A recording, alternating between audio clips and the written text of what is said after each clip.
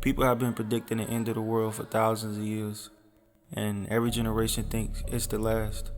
But the question isn't just, when does it end? The real question is, what does the end of the world even mean? Is it the end of Earth, the end of humanity, or the end of a system? Or the end of a way of life? And if you ever read the book of Revelation, you already know it doesn't describe a simple ending. It describes a sequence. And so today we're asking, what is the end of the world? The idea of the end is ancient. Flood stories, fire stories, judgment stories, and every culture has one of them. But in the Bible, the most detailed end times blueprint is Revelation. And here's something most people miss. Apocalypse doesn't just mean destruction. It means revelation, a revealing, like the curtain being pulled back on what was hidden. In Revelation chapter 6, we see the opening of the seals. And the first thing released isn't fire, it's a pattern. Conquest, war, famine, and death. And the Four Horsemen. That's important because it shows the end doesn't begin with the planet exploding. It begins with society collapsing. In other words, the end of the world can look like nations turning on other nations, food shortages, disease spreading, and fear controlling the people.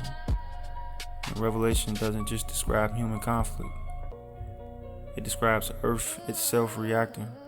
In Revelation chapter 6, it talks about a great earthquake, the sun becoming dark, the moon turning red, and the stars falling, and the very sky departing like a scroll. And some people take this literally. Some say it's symbolic, but either way the message is clear that something cosmic is happening.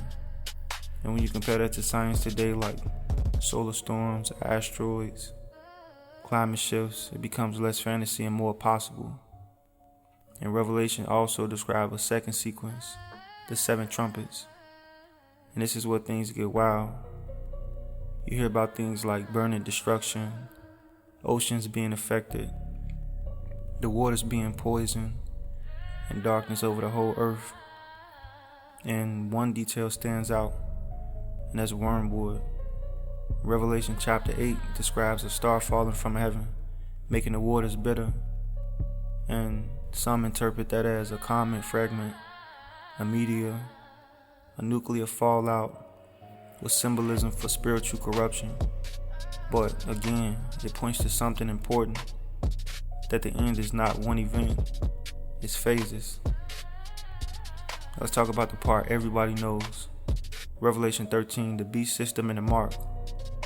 And whether you see this literally or symbolically, it describes a world where control becomes centralized, buying and selling becomes restricted, power becomes global, and the people are pressured to submit.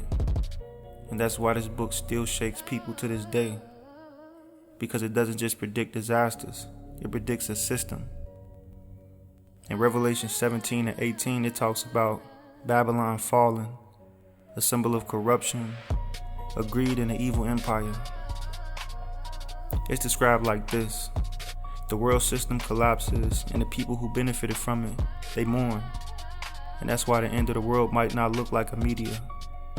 It might look like financial collapse, moral collapse, or spiritual collapse. Basically, the fall of an empire. So what is the end of the world? The truth is, the world ends in layers.